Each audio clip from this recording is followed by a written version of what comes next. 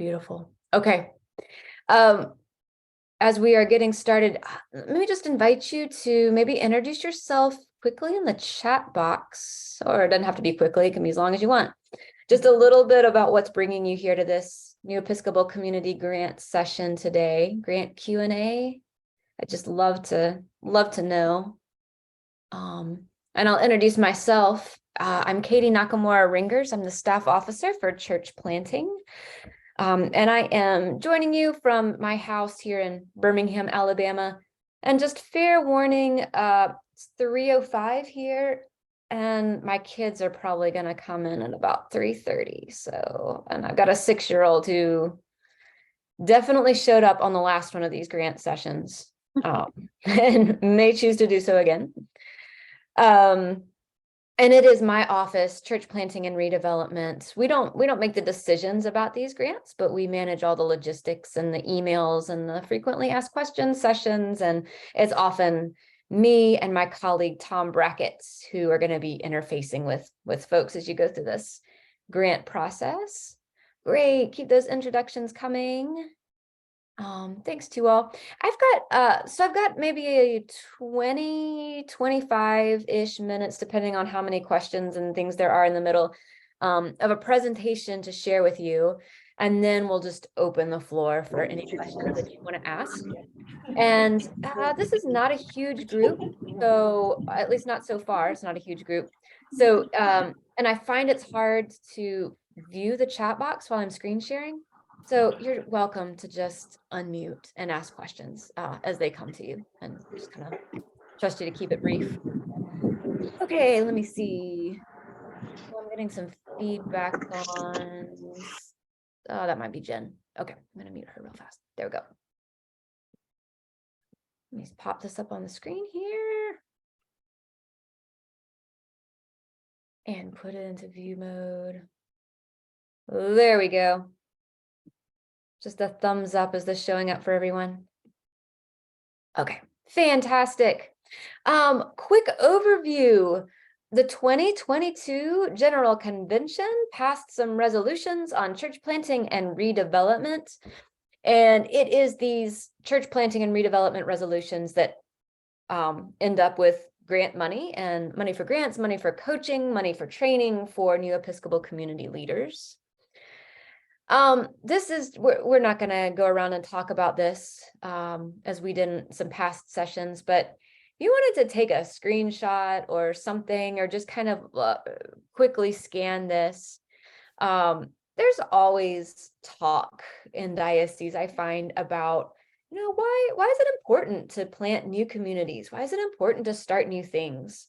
As we're looking at a denomination that's got some uncertainty, and certainly dioceses that have many existing parishes that are in a moment of uncertainty, especially in this post-COVID era, and as we're floating along in this cultural and religious dynamic shift in this country. Why spend limited resources and limited energy in the starting of new things? And always just kind of spreading some of this word to bishops and canons and leaders about why this work is important. And actually, if there's anything that you would add to this, I invite you to put that in the chat box as well, because that helps us all, and especially helps me as we move forward.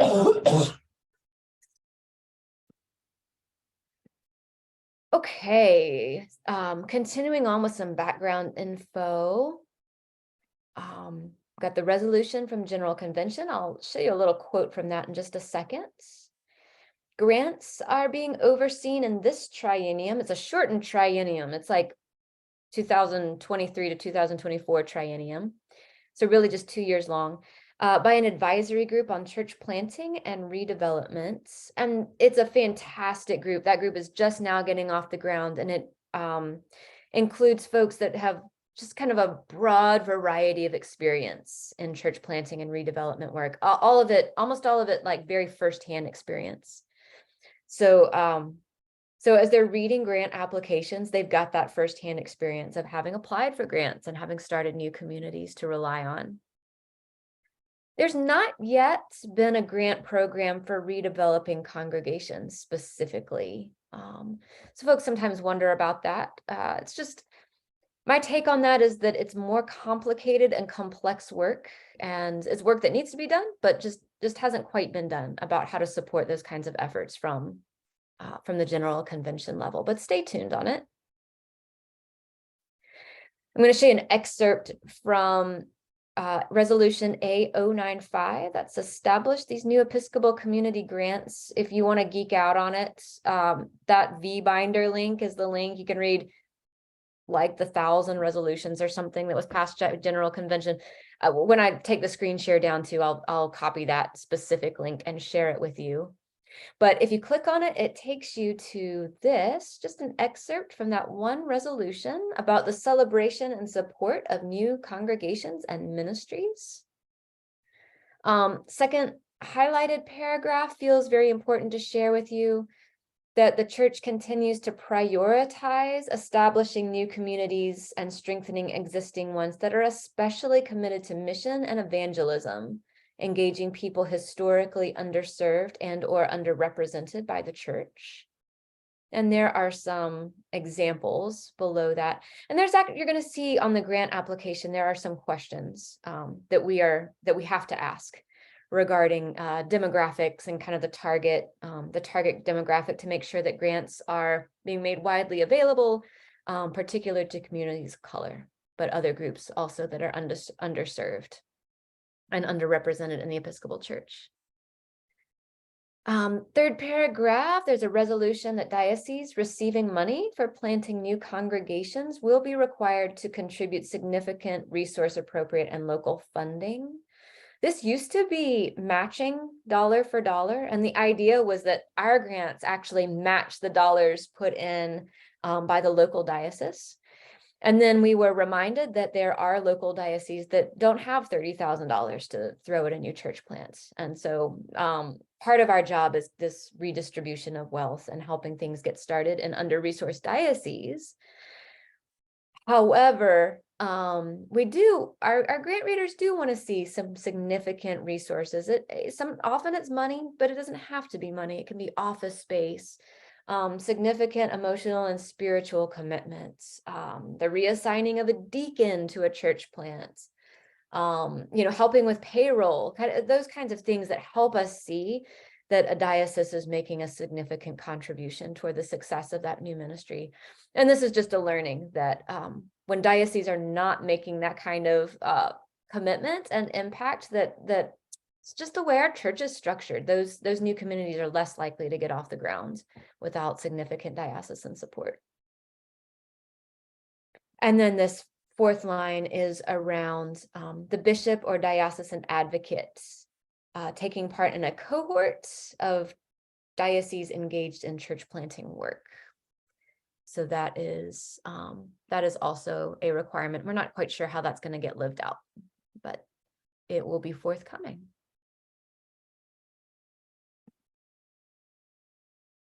Little handy dandy map I just like to show off of the ministries that were funded in the last triennium. So a big wad of them, of course, in the States, one little dot in Hawaii, a couple in convocation in Europe, a couple in Cuba, I believe. So Province 9, those dioceses are eligible for these grants. There's no limit to the number of grant applications per diocese. We just love to fund where the energy is. Oh, let me just pause for a second before I jump into types of grants. Any thoughts or any questions up to this point? Yeah, Reverend Katie, on the this under construction bit with the bishop or diocesan advocate cohort, that will be something that your office will coordinate with directly with the bishops and the folks who are listed. Okay, that's what I assumed, but that's helpful to know. Thanks. I just wanted to check in. I came into this more to learn about any possible options for redevelopment, and right at the beginning you said they're not doing that yet. So am I at the wrong meeting? I hope, Patricia, you would hang in there and just for the sake of learning, and then capture the video for anything else that might be happening in terms of redevelopment. But there are not specifically grants through our office and through this program for redeveloping congregations. But you are recording this? I am recording this, yes. And are you going to send it to us? It will be posted on the website. Oh, okay. Yeah. In that case, then I think I will slip out, but Okay. thank you. And send me, Patricia, you're welcome to send me an email too, and I can connect you with Steve Matthews and Tom Brackett, who I did send you an email and you did connect. Oh, did I? Oh, good. I did my job. All right. Thank you Hope that so connection much. gets made. Great. Okay. Thank you. Bye-bye. Anything else? Okay. Moving on to some types of grants. There's 4 different types of grants that the committee is offering. The first is for discernment. That's up to $5,000 for the season of surveying the community, having one-to-one conversations, asking deep questions, assessing point leadership for the gifts that are helpful in this work, and imagining what if. So this is that period of time. I don't know, it can go on for 6 months, it can go on for several years, of really doing the deep work of saying what's possible here, what's possible, and were you able to get enough traction with this particular idea to move forward to developing a ministry plan and a core team. Discernment grants, let's see, I've seen them used for, I have seen them used for leadership assessment. Leadership assessment is something that's required for the next level of grants, for the seed grants. We'll talk about it a little bit more in a minute. You can use it for demographic research, for coaching, for a coffee and sandwich funds, for all the one-to-one conversations a church planter might need to have before they actually get started. I've seen them used for small stipends. I mean, $5,000 didn't go that far, but a small stipend for somebody who you might be leaning on to help do that discernment work. So a stipend for a potential church planter, for example. Oh, or to fly across the country or something and go visit a community that's kind of like the one you're hoping to start. Then the next level is seed grants, up to $30,000. So this is, I don't know, about years 1 to 2, maybe years 1 to 3. The season of nurturing a team, deciding on a strategy and a ministry plan for the first few years, and initiating a first stab at a public expression. Then roundabout years 3 and 4 is this growth season. To apply for a growth grant, it's also up to $30,000. So the season of continuing to grow the ministry, pivoting, adapting. And then finally, the season of harvest. That's what we're calling it, up to $40,000. So it's a little bit more. The season for seeking clarity, balance, and anticipating future leadership challenges, and coming to some kind of longer term definition of sustainability beyond the life of these grants. So that you might consider that to be years 5 and 6. And you can, the theoretical, let me just explain this. The theoretical ideal behind this system of grants is that over the course of one triennium, so if we were in a normal triennium that was 3 years long, a ministry might be able to apply for about $100,000 worth of grants.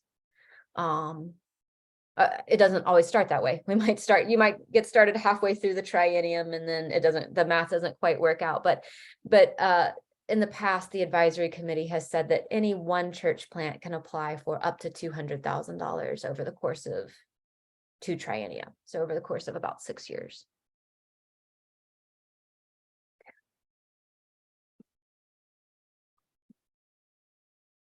Criteria, it's probably one of the more important things to talk about. These grants are intended to help create new Episcopal communities.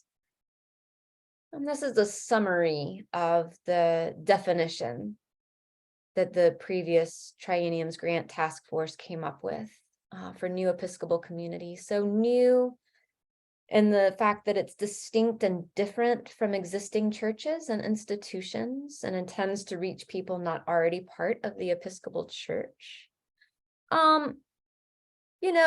There's a good bit of, I don't want to say flexibility, but just like understanding that there's different ways that church plants get started. Many of our Latino church plants actually get started from within an existing church. And our grant readers know that there's just things to be aware of culturally. There's Anglo church plants that get started sharing a building and space with an existing church. But kind of even more broadly, the idea is that this effort intends to reach people who are not already part of the Episcopal Church. So it's not, to support a Curcia reunion group. It's not necessarily to support a worshiping community of folks who are already engaged in diocesan racial reconciliation. It's really about be reaching further out into our neighborhoods for people who are not already part of the denomination. Oh, somebody did ask in the last session, could that include Episcopalians who quit going to the Episcopal Church because they're upset and frustrated, right? Yes. Yes, people disaffiliated and disillusioned with the Episcopal Church. That's kind of in that definition. Episcopal, so grounded in the faith, doctrine, and discipline of the Episcopal Church, and intends to make and nurture disciples of Jesus. It also needs to be connected with the Episcopal diocese in some way. So, there's a bishop's endorsement. Bishop needs to know about it. Bishop needs to know that it's going on, needs to be aware of it, and have some kind of idea in their mind of long-term support. And in fact, when we make our grants, when we send out our grant funding checks, it goes directly to the diocese. It doesn't go directly to the ministry, and the diocese is really ultimately responsible for the funds. So it does need to be connected with the Episcopal Church. And then community, designed to be a place of encouragement, care, and accountability, and has regular rhythms of life together and gathering. Sometimes I'll invite people to think about the difference between a chaplaincy and a community. And so a community is a place where certainly like sacraments and pastoral care and all that kind of thing are offered, but it's designed not to be a priest, reaching out to multiple different people. It's about that work of bringing those people together to mutually care for one another. Any questions on this? This is the kind of definition where it's like, oh my God, there's about 1 million questions you can ask around it. Anything immediate? Okay. And send me a note, send me an email if you've got something you're like, I don't know if this fits the criteria. I don't know if this fits the definition. Send me a note about it and we can talk about it a little. And my philosophy around this is apply anyway. Because the grant readers are good, faithful, and nice people. And even if they can't fund something, often they're great folks just to know that your new ministry is happening, and they'll point you towards other kinds of grants. And other kinds of support. Okay. One quick question, Katie. Yeah. Curious about interdenominational efforts. This kind of goes to the comment I added about the church redenominating. There's a Methodist church in my area that has had similar questions about planting in the context that I'm curious about too, and that my bishop is curious about. And so I guess I'm just curious about the precedent for those kinds of communities that are the efforts of multiple denominations, like across denominational lines. That's a great question, Lauren. Our grant readers like to see partnerships with other denominations because it increases the chance for long-term, continuation and sustainability. There does have to be significant kind of connection with the Episcopal Church. So a leader, or at least a co-leader that's Episcopalian, and the funding is still sort of funneled through the Episcopal system. I'm gonna give you an example of something that was not funded in the last triennium. There's a ministry that it was primarily homeless individuals. And it started off with an Episcopal leader, and then the bishop removed that Episcopal leader, and then it became a Methodist leader, And there were about, I don't know, 5 different Episcopal churches that were giving financially to that ministry. And also many other denominations that were giving financially to that ministry. And like in a case like that, the committee just felt like the kind of the Episcopalness had been lost. So, but like there's other kind of signs, I think, signposts that would convince them that it's something that they can support. So does that help at all? Yeah, it does. Thank you. Okay. Sweet. Deadlines, just FYI, May 1st, that's coming up really fast. Don't push it. August 1st, and then certainly some future but yet to be announced dates in 2024. All the deadlines are structured around meetings of executive council, because it's executive council that actually approves the grants. Abby, you raising a hand? I am. I just have a quick question about the deadline. So I assume that May deadline and the August deadline have different announcement dates for when the grants are awarded, correct? Yes. Or are they okay? What are those? What is that timeline? Let me look over here at my calendar. So announcement, so ultimate approval and announcement dates are always on the executive council schedule. So for May, grants are due the 1st, and executive council meets June 12th through 16th. So the announcement should come like the week of June 20th, hopefully. And then, of course, there's a little gap of time between the announcements and signing all the papers and cutting the check, which is to be expected, but for ministries that are reliant on those funds hitting their bank account, it can get a little nerve-wracking. Just FYI. What's the announcement date for August? Oh, yeah. Let's see. And when's the next executive council meeting? October. So it would be about the first week of November. Okay. Yeah. Thank you. Yep, you're welcome. And Katie, there's no difference in both applications are going to be exactly the same, whether we apply the 1st of August or the 1st of May, doesn't? That's a good question. Yeah, unless we realize that there's something awful about the application or that really needs to be fixed in the first round, then it'll be the same enough. So yeah.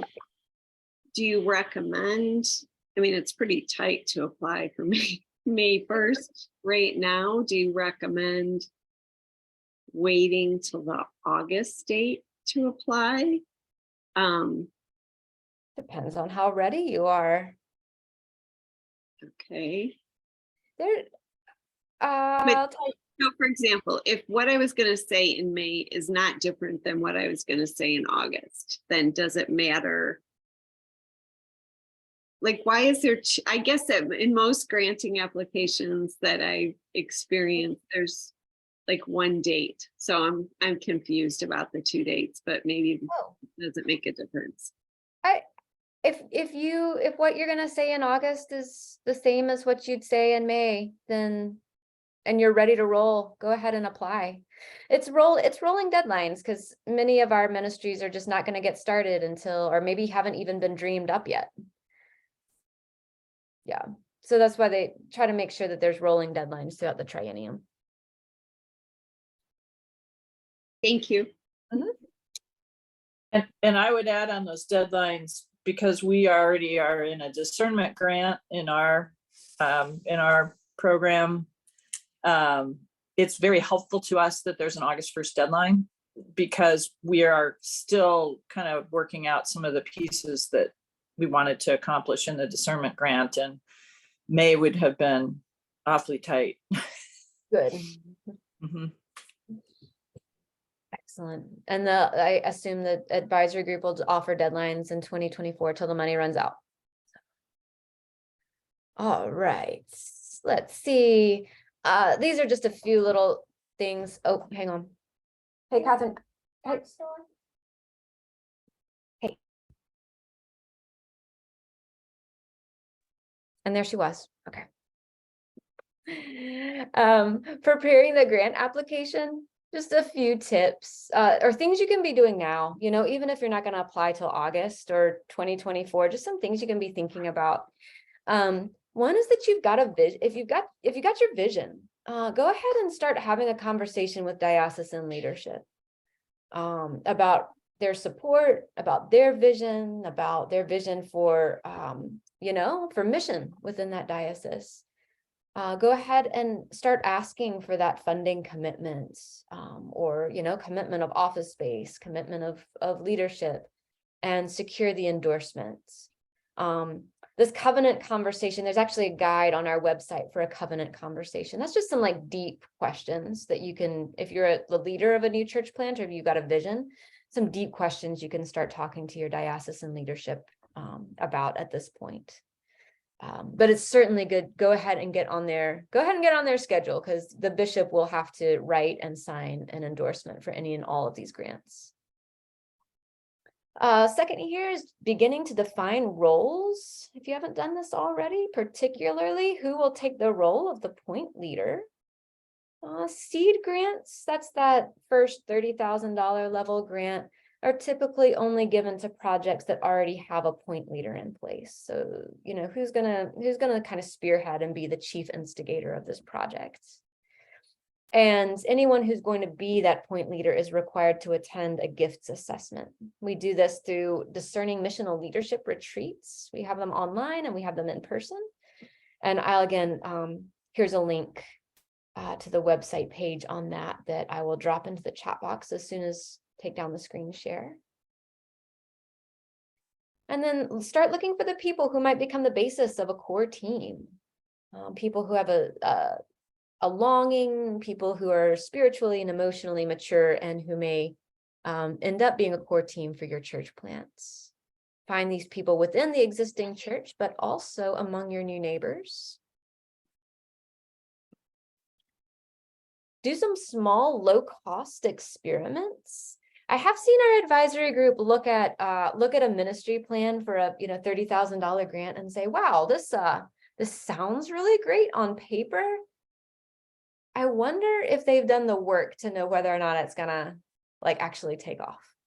Like it's churching up, I don't know, pub theology or dinner church. Have we gone through the experimental phase? Have they tried inviting 15 people over to their house for dinner with a simple house church kind of liturgy? So that just comes from that. Often they'll look for evidence in the grant application that some of that work has already been done. And giving yourself room to fail, giving yourself room to say like, oh yeah, that sure didn't work out. Let's try something else. In the middle here, start developing your ministry plan. We've got some ministry plan guides and templates on our websites under the training tab. And then at the bottom, for these growth and harvest applicants, so these ministries that are, 4, 5, and 6 years old, our grant readers are going to be asking about long-term sustainability. What's the funding plan going forward? How are you defining sustainability? Is your church planner ultimately going to be full-time or bivocational or what? Like, how's that going to work out? And how are you moving toward more inside financial support and raising up new leaders?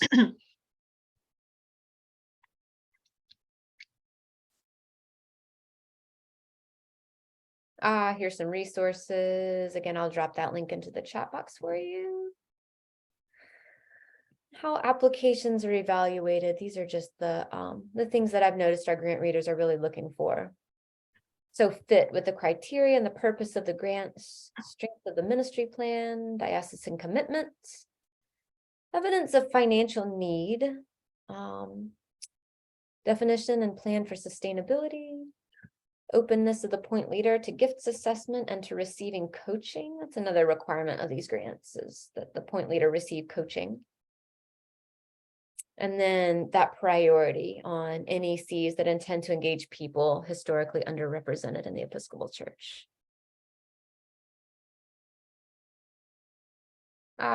requirements. There's those requirements. I think I've mentioned them all. And then just a few last things. Some of these I've already said. I think the third one is pretty important, that we hope these grants really bestow blessing on new communities. And actually, we really hope they make a significant impact on the ability of a new ministry to get started in general. I've also been just like making sure that folks know that because these grants are set up by General Convention, they're not guaranteed. So hopefully in 2024, our General Convention will see the value and the need for these and be able to fund them again, but it's not guaranteed. So any, and a church plant's a significant investment. So anything that gets started, you want to have this conversation with your bishop and with your diocese to say, hey, this grant funding is available to help us get started, but it's not necessarily a long-term funding solution. So what will that solution be? And make sure your funding plan keeps in mind that there can be significant gaps in the funding cycle, like if there's a worldwide pandemic and everything gets pushed out. So it's just a little FYI. Okay, that is the end of my PowerPoint presentation. So I'm going to take that down and hold some space here for thoughts and questions. What have you got?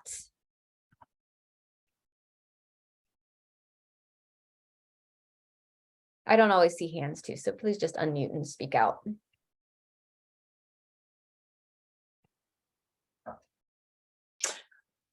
The question on the point leader and discerning missional leadership retreat, is that a must have completed prior to application, or is that something that could be part of the seed, like a seed grant application? Yes, it could be. Okay. It just, if you're awarded a seed grant, you have to attend. It And has to happen. Mhm. Yeah, it's gotta happen. Those discernment retreats, they're intended to help someone really look at their gifts for church planting work. Like Right. church planting, it just takes different gifts than it takes to be a cardinal rector. And when those gifts don't align with what somebody brings to the table, it can be painful. It Yeah. really, when something falls apart. So we want to do some due diligence in helping folks with self-awareness around that.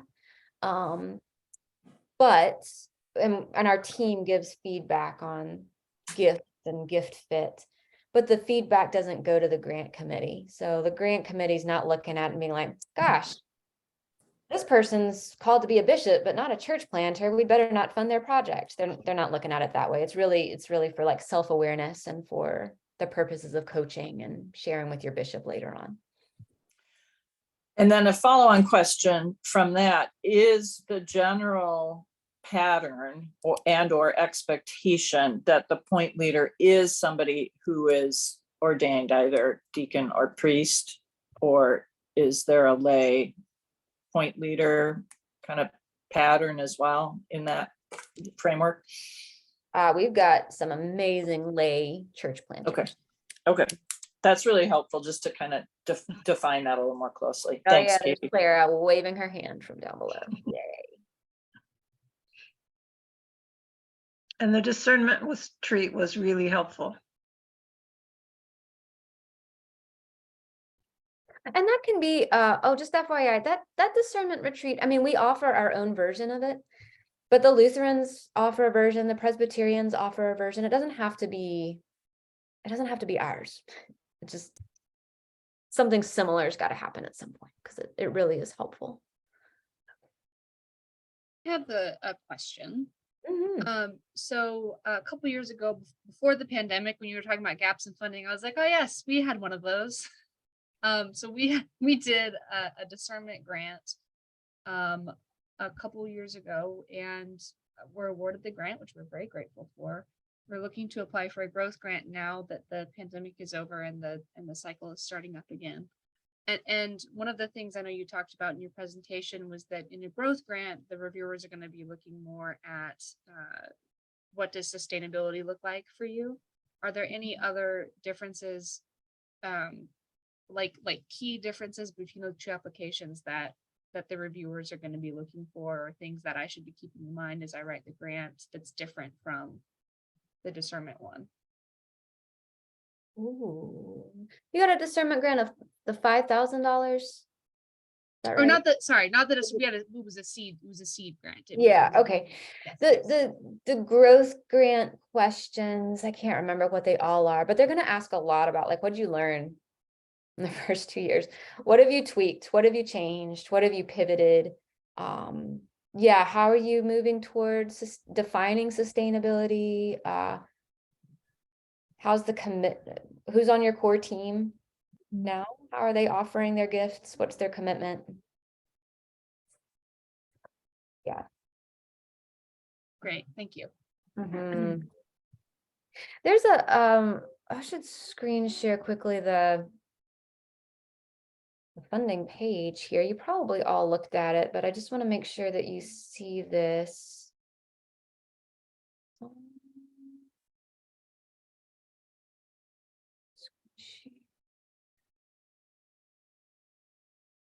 So this is the funding page on our website with all the grant stuff. Application deadlines, info workshops. Here's the ministry plan resources. So that should all be on there. There's under the grant application tab, grant application guide. If you download that and look at it, it's got all the questions there, and you don't submit the guide, but you can use the guide to like plan your answers. And then you would click apply in English. And there's an online form that then when you plug in the kind of grant you're applying for, it'll ask all those questions. But the guide will help you know what the questions are going to be. I have a question, Katie. So if we were to apply for a discernment grant and felt that and applied for that in May, is it like over ambitious to say we wanted to then apply for a seed grant in the August to get into that cycle if we were prepared? I mean, I'm just curious. I did read the guide. If you're prepared, yeah, for sure. I mean, I believe we do need, I think that's amazing discernment process. I really, really think that is so good. But I also feel like, if we are ready, we believe that our team feels that with the support of our bishop. I mean, can we do that? So number one, yes, if you feel prepared and like the ministry plan has come together and you're ready to launch, then yes, apply for a seed grant in August. The other thing, Clara, is, Carla, you don't have to apply for a discernment grant to apply for a seed grant. So if you're ready to launch now, it's not like you have to do it all. You don't have to do it all in order. So if you're ready to launch, or if anybody on the screen is ready to launch now, don't feel like you have to apply for a discernment grant if you feel you've already done that work. But if we wanted to do the discernment to add to it. And then, so I noticed that your discernment, you have an one coming up in May that's in person, and then there's one in August, and it's going to be every Monday, that's virtual. How does that work? Is that something that we have to, the diocese funds it ourselves if we wanted to go in person? Does that something that you all fund separately, or does that come out of like a discernment? If we were receiving the discernment grant. Yeah, you figure out how to fund it yourself. So the grant money, a discernment grant, can certainly pay for it. It's nice when a diocese chips in, if it's in person, if a diocese chips in maybe for travel. And if there's really need for scholarship assistance, you can reach out and sometimes we can help. Okay. Mhm. Okay. Thank you. Oh, let's see. Thank you, Victor and Alex. Can the point person be a shared responsibility? Oh, does it have to be one person? I would never church plant by myself ever again. If I could, if I could have somebody to mutually share that responsibility with, that is like 100% what I would do.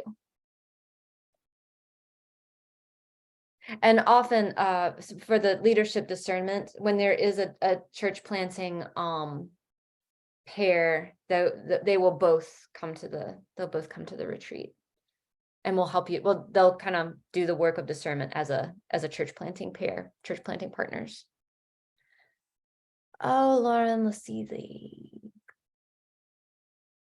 link to the covenant conversation guide. Yes, where is that? I think it's on the training page.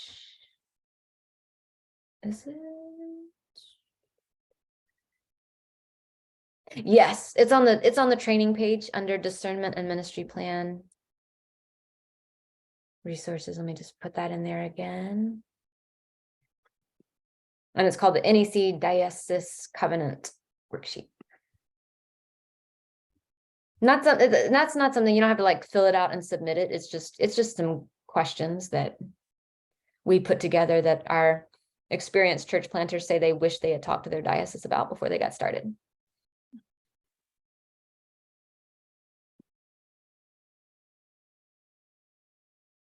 Our grant readers, I mean, I don't know what other grant processes any of you have been involved in. But our grant readers tend to really come to this with a posture of saying, how can we say yes to this application? Like, they're not trying to say no. And they're not trying to call you on little details, and I love that about them. I really, really love it. So there may be some applications that they say, we can't fund this now, but here's what we would need in order to be able to say yes. I've watched them do that, and sometimes the applicant will say, yeah, I could make those changes. And in fact, it helps focus my vision. And sometimes the applicant will say, no, making those changes would make this no longer like my vision. So I'll seek funding somewhere else. And that's perfectly fine as well. But I just want you to know that that's kind of that's the attitude and the posture these folks are reading with. That's what happened to us. Yeah, that's right. Because we applied for a seed grant and they came back and said, how about you do the discernment first? And then we did, and it was a good idea. And now we're here the second time. Yay. Fantastic.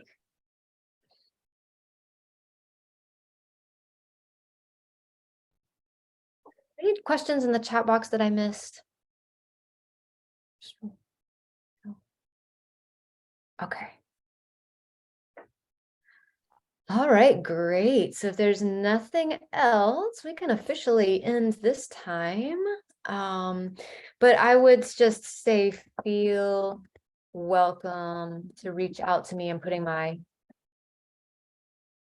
email address here in the chat box. Feel invited to reach out at any point as you're looking at the grant application, or if you have questions about eligibility, or if you feel like you just need to catch, 15 minutes of one-on-one time and ask about it. I'm happy to, and I know my colleague Tom Brackett is as well.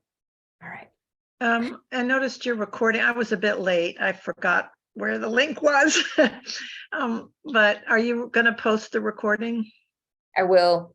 Okay. Yes. Because I missed the beginning. Okay. Why don't we go forth with some blessings at this point, officially close our time. But I'll leave the Zoom space up for another couple of minutes if there's anybody that really wants to just linger and ask some remaining questions, since we've got a few minutes to spare. All right. Hey, thank you all for being here. Take care. Thanks, and please Katie. be in touch. Thanks, Katie. Bye-bye. Thank you so much, Katie.